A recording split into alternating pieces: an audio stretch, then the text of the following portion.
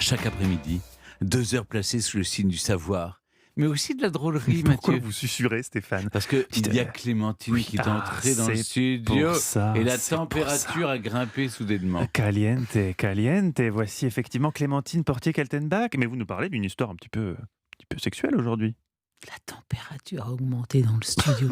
Heureusement que je suis payée pour entendre ces âneries. Hein. Oui, et cher maintenant. Alors Oui. aujourd'hui, je vais Ouais. vous parler d'un homme qui, lui, s'est complètement dégonflé alors qu'il aurait pu prendre le pouvoir. Hein.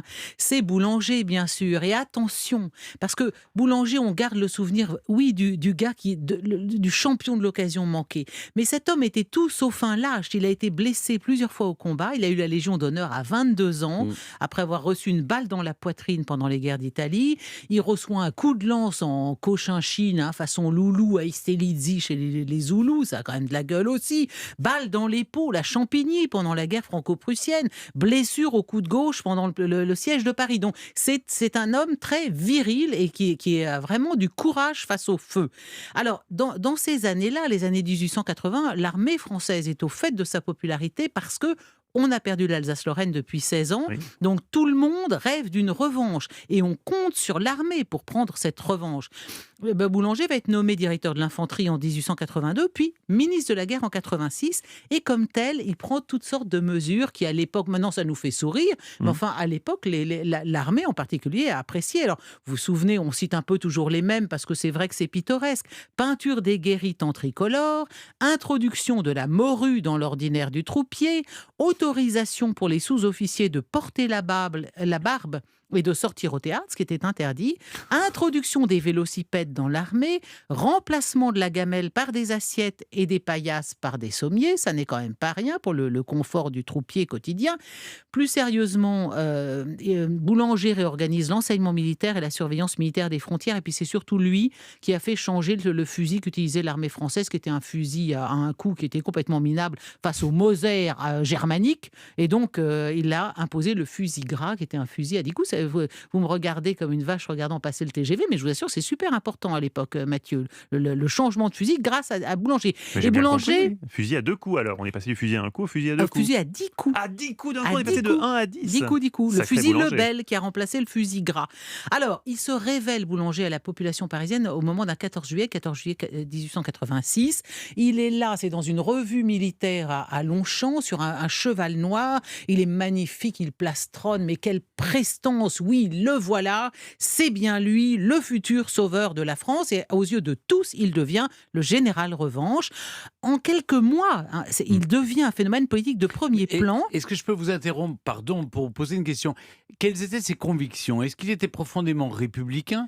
Mais ou en fait, il ne le savait pas. il ne le savait pas, Stéphane. parce que comme il était C'était- financé par la duchesse d'Uzès. Bien sûr, mais et- lui-même, c'est plutôt un phénomène qui Un monte, épiphénomène et puis lui-même ne sait pas où il veut aller. On le pousse à se présenter aux élections, il le fait, et alors son slogan le montre bien, son slogan c'est Vive la République honnête, vive la France. C'est difficile de ne pas être d'accord. C'est tout ça le boulangisme. Le boulangisme, c'est un mouvement politique qui sui generis, il sort de nulle part, comme la génération spontanée, et qui ne sait pas très exactement ce qu'il demande, mais qui du coup va cristalliser tous les mécontentements. On est dans une période de scandale, tous les scandales de la Troisième République. Panama, l'histoire de- Et là, il y aura le scandale des décorations. Donc la République est décrédibilisée, et lui, il arrive en disant Vive la République honnête, et moi, je veux vaincre l'Allemagne. Bien sûr, il a du succès. Alors, pourquoi? Pour balayer le régime, qu'est-ce qu'on va mettre à la place? Un roi, un empereur, un président de la République? Il n'en a aucune idée. On verra bien. Hein. Donc, premier succès électoral, suivi d'un second. Et tout Paris, ça devait être quelque chose de très étrange,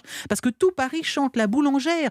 Il y a une véritable hystérie collective autour de Boulanger. Et le 27 janvier au soir, quand on attend les résultats électoraux à Paris, tous les partisans de Boulanger sont autour de chez Durand, près de la place de la Madeleine.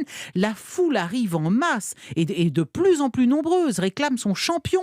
À l'Élysée, c'est Boulanger qu'il nous faut, ça y est, enfin la République va tomber comme un fruit mûr.